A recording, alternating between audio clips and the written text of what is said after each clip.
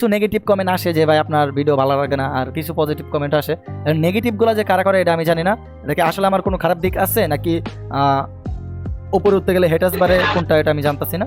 অবশ্যই আপনারা সবাই জানাবেন, যেহেতু ছোট ভাই হিসাবে পরামর্শ দিন। ওকে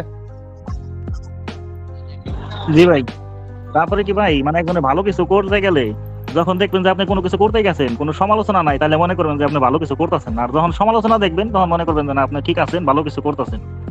এটাই আপনার, যেহেতু এই জায়গায় অনেক ভাই আমার সিনিয়র আছে সবার কাছে আর কি, মানে ভিডিও ছাড়লে অনেকে বলে যে কি বোঝাইতেছে বুঝতেছি না, আবার একজন বলছে এরকম আর 5-6 জন বলছে যে ভাই ভালো বলছে, মানে ভালো রেসপন্স পাইছি বুঝছেন।